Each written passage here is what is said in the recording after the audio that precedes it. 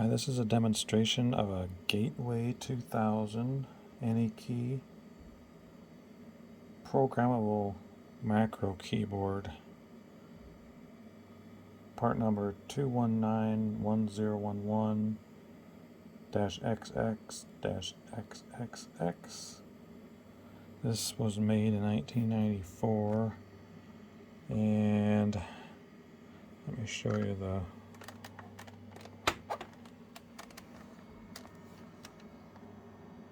back here. There's the model. Gateway 2000 Anykey. And here's the manufacturing. 11/25 of 94. Okay, this is got some rubber pads and then some feet to adjust if you want to make the back part higher.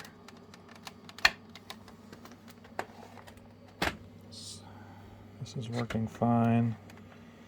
Yeah, this keyboard has got a unique function that you can program it to do hotkeys, and you can remap keys as well. First, I'll show you that that it's working. Sorry about the scan. It's this camera's not in sync with the display, so you're going to see that scanning through there. But anyway, we're going through just pressing keys here. See, it is functioning. The numbers.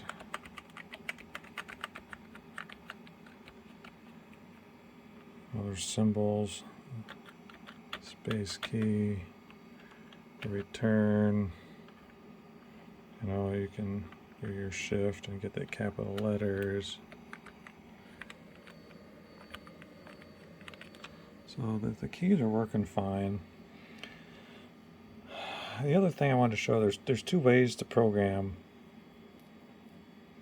the macros or remapping the keys. And the first way I learned is there's a remap button here. So if you hit that button, so let's do that. We'll hit that button. We'll hit remap. Nothing really happens on the screen, but this green light starts to flash. So after hitting remap, you can hit whatever key you want to reassign to another key. So let's say I want to reassign the letter H to this blank key right here. I'll just hit the letter H. Okay, I'll hit that. And then I'll hit the center key. And then, see that program's still flashing. Then you hit remap again. It stops flashing. So now when I hit this center key here,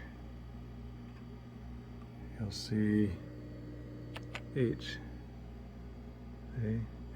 H. I press that. So now that key is remapped to the letter H. It's really simple to do. You can also do like hotkey sequences. If you want to, you can. This is the alternate way to program here. This is like a macro program. You would hit the control, hold in control and press this program macro button at the same time. Okay. And now that program is flashing. So now what you want to do is you want to hit the key that you want to assign your, say, your multi-key hotkey to. So I'm going to use this down arrow diagonal to the left, bottom left here. I'm going to hit that key, okay? And then I'm going to assign to that the word safe. So I'm just going to type in safe here. S-A-F-E. Okay, and then I'm going to hit the program macro again. See how that stopped flashing? Now, whenever I hit this bottom arrow key, you'll see the word save pop up. I'll go to the next line so you can see it's clear here. So watch, when I hit this, it'll say save, save. See? Every time I hit it, save, save, save, save, save. So you can, you can use your shift or alts or any kind of key combination.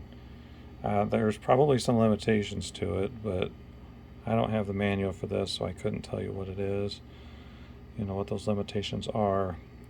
But yeah, you can reassign all these keys to whatever you want,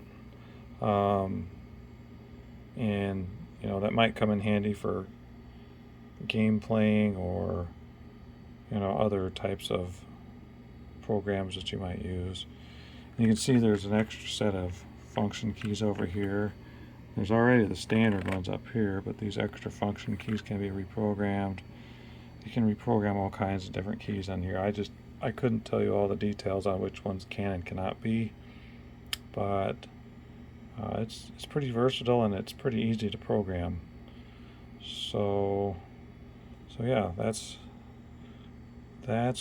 all I really wanted to show, that this keyboard is working. It is programmable. It is functioning, and it could come in very handy for somebody that needs those kind of things.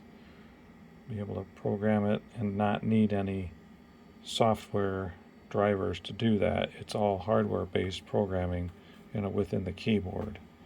The only other thing I wanted to show was that this is the type of connector it uses. Okay, I don't know, don't quote me, but this might be a PS2 type of connection here. So I'm gonna see if I get a better shot here. There we go. Yeah, that's the type of connection you're gonna need. And don't quote me on what this is, but I would recommend doing some research on this particular keyboard and model number to ensure that this is compatible with the machine that you want to use it on. I'm sure there's other adapters you might be able to use to utilize this on a more modern computer, maybe through a USB or that sort of interface. So for me, I'm using this on this is an old IBM Aptiva computer, and it is functioning fine with it. So yeah, that's all I wanted to show, that this unit's working fine, and thank you for viewing.